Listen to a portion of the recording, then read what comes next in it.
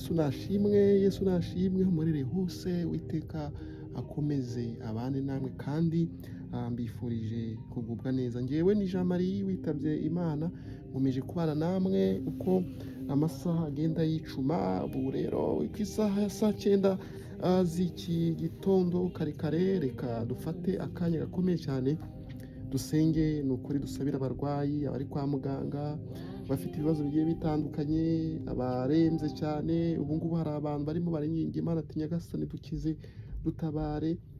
Nukuri nimuhumure, Uwiteka arahari. Yesu Kristo yararemwe kugira ngo aze adukize ibyaha byacu kandi adukure mu makuba, adukure mu bintu biremereye cyane harimo n'uburwayi. Buri muntu wese kuri iyi si atinya kurwara, atinya kuremba, kuko burya urupfu ruba rudutegereje ruri ku muryango wacu, rugenda rukomanga kugira ngo rudutware. Sekibi rero umwanzi Satani kirimbuzi ahora adutegereje, ahora ari kumwe natwe, ahora ni ukuri arekereje igihe cyose dushatse gutera urutambwe twerekera inzira y'ijuru. Ni ukuri ngo twihane, uriya mwanzi aba ahari kugira ngo adushinje, atange ibirego byinshi cyane, ngo bityo ngo tubashe kuba twamukurikira. Ni ukuri ducike intege, mu gucika intege kwacu ubundi tugwe, ariko ntabwo bizashoboka.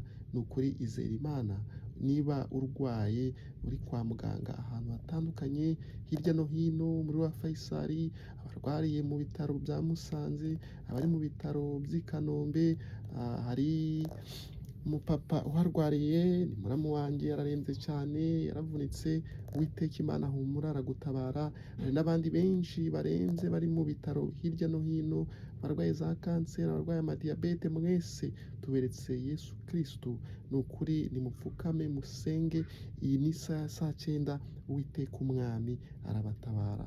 Reka rero dusenge, ubundi Nyagasani Imana aze kuza kubafasha ndetse abiteho abane namwe. Njyewe ndi Jean Marie witabye Imana kandi mpagurukanye ubutumwa bwiza bwo gusengera abantu bagiye batandukanye, abafite ibibazo byinshi.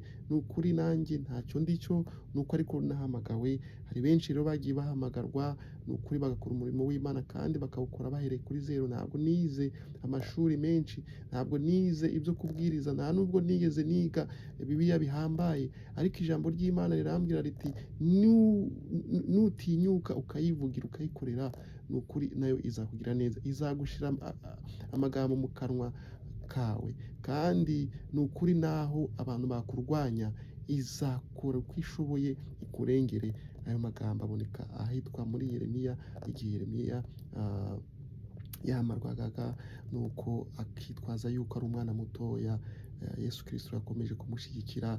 Hari benshi bagiye bahamagarwa. Hari Simoni wahamagawe igihe yari ari kuroba ijoro ryose, bombi na Yohana ndetse na Yakobo, ubundi bukarinda bucya nta kintu na kimwe babonye. Yesu Kristo arabagoboka igihe abantu bari bamushagaye, nuko arahamagara aravuga ati muzane ubwo bwato bwanyu mu butsure gatoya, ubundi nigisha ubwoko bw'Imana. Nuko Yesu mu gihe yigishaga, amaze kwigisha, bari abagabo bararira baratakamba, arababwira ati mufate ubwato bwanyu mu butsure hakurya, ubundi nuko muze kuza kuroba amafi mwifuza. Icyo gihe bari bamaze hafi ijoro ryose, amasaha 12, nta kintu barabona, ariko Uwiteka yarabafashije bahita babona amafi baruzuza. Ubwo nyuma yaho bahera kubakurikira Imana. Simoni yaje kwikubita imbere ya Nyagasani, aravuga ati Mana, ndi umunyabyaha, mva imbere, genda. Ni gute njyewe nakabaye ndi imbere yawe? Ukoze ibi bintu, twaraye turira duhangayitse, turya ubusa, none ubu ngubu urahageze, biratunganye. Aramubwira ati Simoni, kuva uyu munsi wa none nawe uranyitabye, ugiye kuzajya uroba abantu, utandukane no kuroba amafi. Iwanjye byose birahari. Ubwo bahera ko Simoni, Yohani ndetse na Yakobo ngo bene Zebedayo baramukurikira, bahereko baramukurikira. Uwo n'undi muhamagaro wari ubonekeye aho ngaho, kandi bamukurikiye basize ya mafi, basiga bwa bwato, nta kintu na kimwe bishingikirije. Humura wowe uremerewe ndetse wowe urushe aho uri, Uwiteka arakuruhura kandi aragutabara, nta kabuza kabure. Nubwo urwaye, abenshi bari kuguciraho iteka bavuga yuko ngo utazakira, ariko uzakira mu izina rya Yesu, uzakira mu izina rya Yesu. Uwiteka Imana agufiteho umugambi. Twe tutarwaye turi bazima, si uko hari icyo tukurusha wowe uryamye ku gitanda, wowe warembye cyane ukaba umaze amezi n'amezi mu bitaro, wowe umaze imyaka mu bitaro, nta na kimwe tukurusha, ahubwo ni uko hari Imana ihora itureberera twese. Ni ukuvuga ngo buri kintu cyose kiba gifite impamvu. Humura, nawe Uwiteka arakuzi, nta nubwo yanakwirengagije, ahubwo arahari ngo agutabare. Umwiyambaze ahubwo umuhoreho, nurangiza ugire ukwizera. Rero reka dusenge ubundi dukomeze n'ijambo ry'Imana. Uwiteka Yesu Kristo, urahambaye, uri Imana, urakomeye.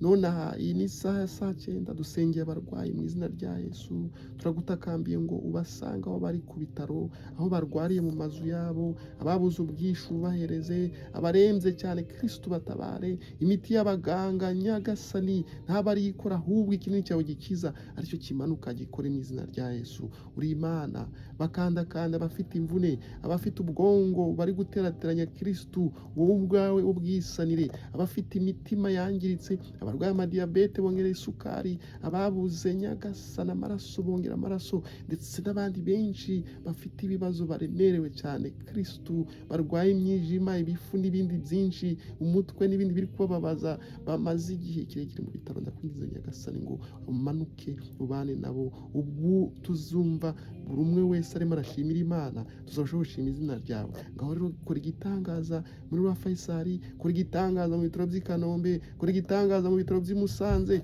kora igitangaza mu ngo, kora igitangaza Kristo aho buri muntu wese arwariye. Tanga ubwishu kuri barababuze ubwishu Kristo. Ni ukuri manura abagira neza baze babagoboke. Ntagire umurwayi wicwa n'inzara, ntagire umurwayi Nyagasani ubura ingemu n'ibindi byose Kristo. Turagushimiye ngo ubane na buri umwe wese. Ni ukuri Kristo, ndakwinginze ngo ntabe ari bo mu ntege nke zabo bafite, abari wowe Nyagasani ubarinda. Ntibishingikirize Kristo umuntu uwo ari we wese, umutima mukeya basigaranye, akuka gakeya basigaranye, wabarinda. Ni ukuri na hahandi umuntu ari muri koma, ni ukuri ijambo ryawe riratubwira yuko bishoboka. Dore wazuye Lazaro, benshi bari bazi yuko yapfuye byarangiye, ngo dore yaranutse, ariko Nyagasani wararize uratakamba. Igihe Marita mushiki wa Lazaro avuze ati inshuti yawe yapfuye, ariko urahageze uravuga uti ndababaye. Nuko urarira, umaze kurira Kristo uratabara. Abantu bari baraho ngaho batangiye kugukwena, bari kuvuga bati dore uyu nguyu ngo akizaga abantu da, ngo uyu nguyu ngo yari inshuti ye magara, ngo none ngo ko yapfuye, ngo yari hehe? Mana tabara abarwayi Kristo. Uburwayi buravuna, uburwayi burababaza, umutwe uraryana, imvune iraryana, impanuka iraryana, n'ibindi byose biraryana. Abarwayi za kanseri basange mu bitaro hirya no hino aho baremerewe Kristo. Iri sengesho turategetse mu izina rya Yesu, ngo basange, kuko niwe ufite ububasha mu mbaraga zawe. Uri igitangaza kandi urakomeye. Ni ukuri Imana, bohora. Hari n'abandi bafite ibibazo biremereye cyane byo mu mutwe, abari mu bitaro by'inemba, abari mu bitaro hirya no hino ku isi. Ndabakweretse Kristo, uri Imana nyamana, urakomeye. Ni wowe twiringiye mu izina rya Yesu, amen.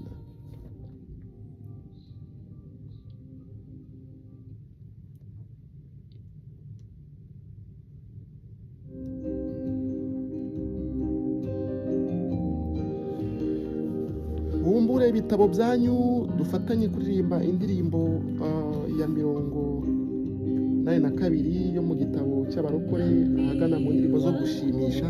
Ni indirimbo yitwa Mwami wakomeretse. Mwami wakomeretse, Umwami Yesu Kristo yarakomeretse ku bwacu, ndetse nitwe yaziraga. Burya ntuhangayike wowe urwaye, uri mu bitaro, uri kwa muganga.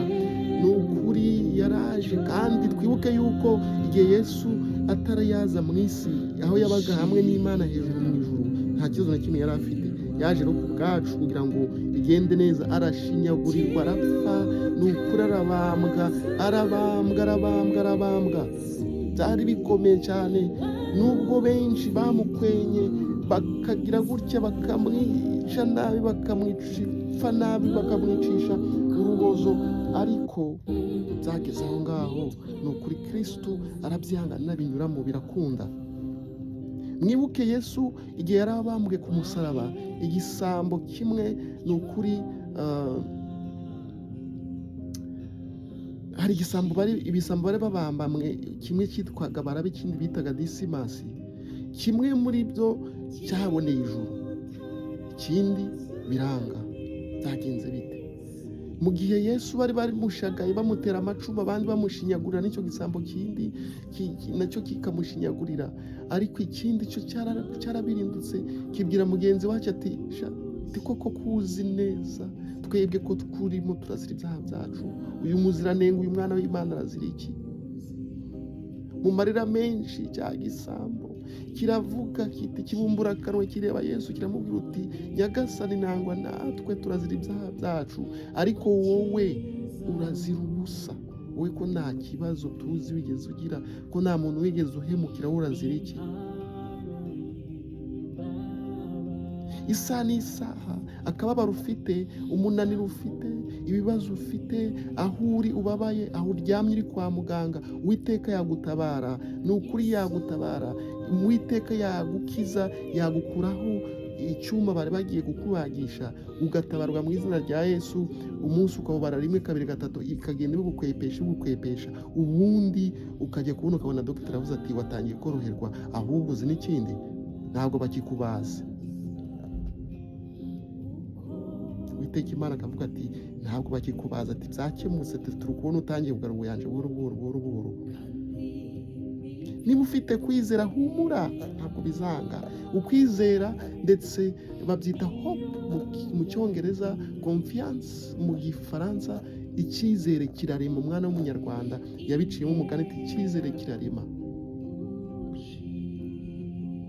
Niba icyizere kirema rero, reka kikubere umuti wa nyawo, wizere Yesu Kristo, kuko niba icyizere kirema, bishatse kuvuga ngo nubwo bagukorogera ibinini, nubwo baguhereza imiti y'ibinyarwanda, nubwo bakwahira za gereveriya, nubwo bazana inturusu, bakazana ibibabi by'imiko, bakazana sipure, bagasekura, isaha yawe yageze, uragenda. Ariko wizeye Yesu Kristo, ukizera Imana y'amahoro, ya yindi yaje kugutabara, urakira mu izina rya Yesu. Nyagasani Imana kumvira amasengesho, Uwiteka abane nawe muri ibi bihe bitoroshye na gatoya urimo uracamo.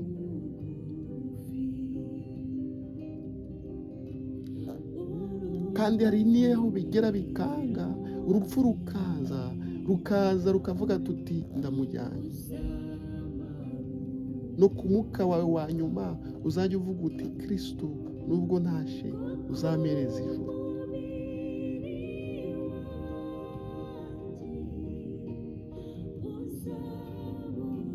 Ngo kuko umubiri wacu Kristo ngo uzaba uruveho.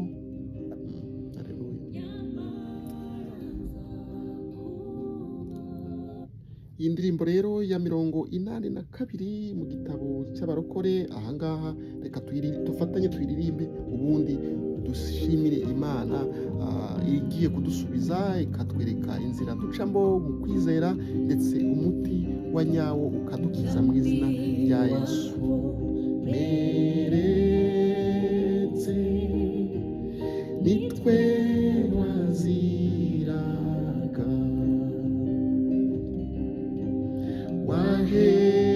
wahemucyo mwami, ushinyagurirwa, kera utaraza mw'isi, ufite ubwiza, dore uko bagucize muri abo bambuzi.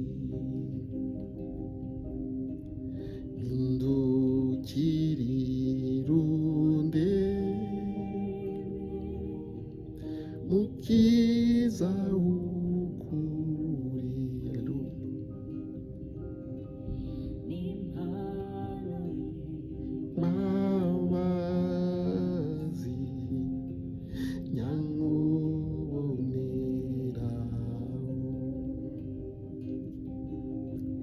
Yesu waramfiriye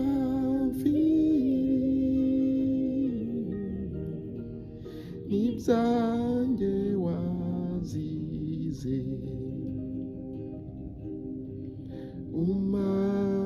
umamahoro masa kuko nkwiringiye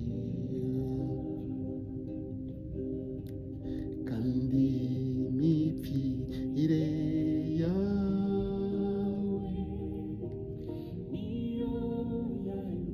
haleluya Yesu Kristo Imana imipfire ya Yesu Kristo y'amahwa yambitswe mu mutwe ryacumu bamuteye mu rubavu izere umwizere nukuri umushimire aragukiza aragutabara mu izina rya Yesu numva ijwi rimanuka rivuga ngo ndatabaye Kristo araje kugutabara aho uryamye uri ahariho hose aragutabara humura afite imbabazi aruzuye nta na kimwe abuze yari yemeje yambara ubumuntu araza kuri iyi si araza urupfu nubwo rwere rwagutera humura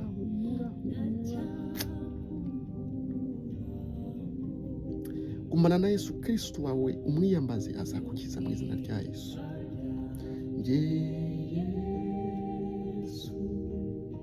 nuko umurinzi yarakomeje avuga ngo no mu ipfa ryanjye Yesu uzame bugufi urupfu nirunsinda yewe Kristo uzamara ubwoba Kristo w'i Nazareti urakoze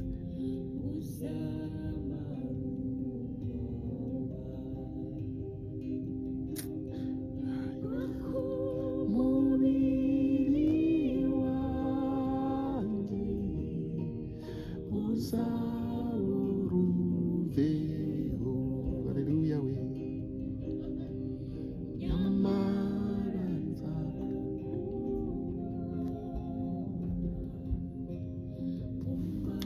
ndabashimiye mwe mukomeje kudukurikirana ngende Jean Marie wamaze kwitaba Imana rero Yesu Kristo ni ukuri akomeze abane natwe akomeze abane nawe aho uri mu bitaro aho urwariye ndetse Uwiteka azakugira neza humura umwiyambaze niba uri kwa muganga mu ruti niwe mukiza wanjye mwite iryo zina murwayi yemerewe kwita Yesu Kristo cyangwa Imana umukiza wanyu kuko buri muntu agomba kwita Imana ndetse Yesu Kristo izina bitewe na situwasiyo arimo bitewe n'ikintu kimubabaje bitewe n'aho ari kugutabarira mwita izina wumva rikunogeye kuri wowe ubundi uzanesha uzakira ni ukuri ahangaha muri Yohana ahagana mu gice cya 11 harimo ubutumwa bwiza aho Yesu yazuye Lazaro murabizi Lazaro yari inshuti ye magara ni ukuri Lazaro yagenderaga kwa Yesu akagenderera kwa Lazaro bari inshuti magara bari bafite rero mushiki we witwaga Mariya nuko uwo Mariya Yesu rero ntabwo yaherukaga kugerayo iwabo ubwo Lazaro aza kuza gufatwa n'uburwayi Lazaro ararwara amaze kurwara araremba amaze kuremba ubwo biba ngombwa ko apfa amaze gupfa Yesu sinzi uburyo yahageze amaze kuhagera ubwo Mariya akimubona aratakamba cyane yamwikubita imbere ararira amaze kurira ati inshuti yawe yapfuye Yesu nawe akibyumva ibyo jambo akibyumva ati inshuti yanjye magara yapfuye nawe ahita yikubita hasi ararira nuko amaze kurira abantu aho ngaho baratakamba baravuze bati uyu nguyu se kandi si yakizaga uyu nguyu si yari inshuti ye magara ngo dore mumurebe dore nuko baramukwena nuko Yesu biranga nuko areba abura hepfo na ruguru arangije aragenda aringinga aratakamba ati mugende mumunyereke atakambira Uwiteka Imana bagenda bamwereka ahantu bamushinguye nuko nukuri Uwiteka Imana y'amahoro irahaba iramufasha imuhereza imbaraga nyinshi cyane kuko bari batangiye kuvuga ati byararangiye terananutse niba Yesu Kristo ashobora kuba afite imbaraga zo kuzura umuntu wamaze kunuka bamaze gushyiraho itaka urumva wowe ukiri muzima ugifite umwuka nubwo uri kubabazwa n'uwo mubiri gusa ngo Yesu yagutabara ugifite none no kumwizera no kuba wamuhamagara warangiza ukavuga uti Kristo ubu ngubu ndarembye mizi nabi ariko noneho akakuka kanjye kanyuma nzi neza yuko wakongeramo undi mwuka wawe ubundi nkakira mu izina ryawe Yesu arazura rero, Yesu arakiza. Nuko Yesu arahagera, ageze ku gituro aravuga ati mutaburure, mutaburure. Barataburura, barangije barataburura, bamaze gutaburura bakuramo nyine bazi ngo bakuramo umurambo, aravuga ati mumuramburemo ibyo bitambaro, arangije ababwira ati mumurike agende. Ubwo Yesu baramuzuye ava mu gitaka, wari Lazaro rwose aragenda. Imana y'amahoro iguhereze imigisha, Imana y'amahoro iguhereze ibyo ukeneye byose, Imana y'amahoro ikugushe neza. Ni ukuri Yesu Kristo abane nawe muri buri kimwe cyose uriho uratekereza, umutima wawe ukuzuriremo ibyiza byose wifuza, cyane cyane wowe murwayi urwaye, gira icyizere, icyo kikubera umuti. Nta rukingo ruri bugufashe, nta muti, nta kinini kiri bugufashe. Ibyo byose biza ari inyunganizi. Iyo Yesu Kristo adahari, iyo utamwizeye ntabwo bikunda. Ndagushimiye rero, Yesu yaragupfiriye, Yesu yarampfiriye. Njyewe ndi Jean Marie witabye Imana. Uwiteka Imana abane namwe, ndabakunda cyane. Haleluya.